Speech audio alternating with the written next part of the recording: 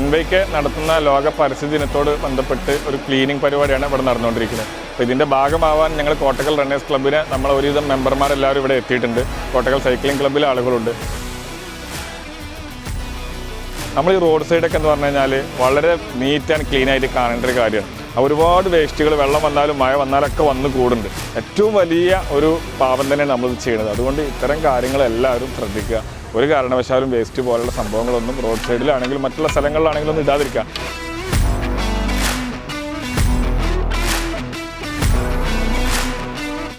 നമ്മൾ തന്നെയാണ് ഇടപെടേണ്ടത്. ഇപ്പം നമ്മൾ നോക്കുകയാണെങ്കിൽ ഇവിടെയൊക്കെ വേസ്റ്റ് കാണാം. കേരളത്തിൽ അടുത്ത ദിവസങ്ങളിൽ മഴ പെയ്തപ്പോൾ നമ്മൾ കണ്ടു, ചെറിയ 2 മണിക്കൂർ മഴ പെയ്യുമ്പോൾ തന്നെ നമ്മുടെ സിറ്റികൾ പലതും വെള്ളത്തിലാവുന്നു. മുമ്പ് വെള്ളപ്പൊക്കം വരാത്ത ഭാഗത്തും. ഇതിന് പ്രധാനപ്പെട്ട കാരണം ഇങ്ങനെ ഡംപ് ചെയ്യുന്ന വേസ്റ്റ് ഓടകളിലെല്ലാം ക്ലോഗ് ചെയ്യുന്നതാണ്. അപ്പോൾ ഗവൺമെൻറ് സംവിധാനം ഉപയോഗിച്ച് ഓട ഒരുപക്ഷെ ക്ലിയർ ചെയ്താലും അത് മാസങ്ങൾ കൊണ്ട് തന്നെ ഈ വേസ്റ്റ്, പ്ലാസ്റ്റിക് വേസ്റ്റ് കൊണ്ട് ഓടകളെല്ലാം നിറയുന്നു.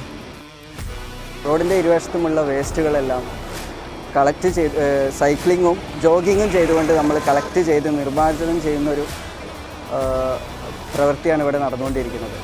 ബഹുമാനപ്പെട്ട ജില്ലാ കളക്ടറാണ് ഈ പ്രവൃത്തി ഉദ്ഘാടനം ചെയ്തത്.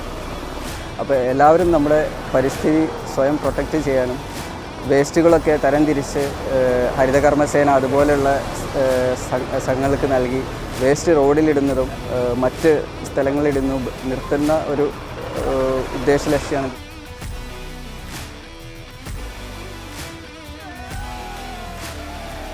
നമ്മുടെ മാലിന്യം നമ്മുടെ ഉത്തരവാദിത്തം.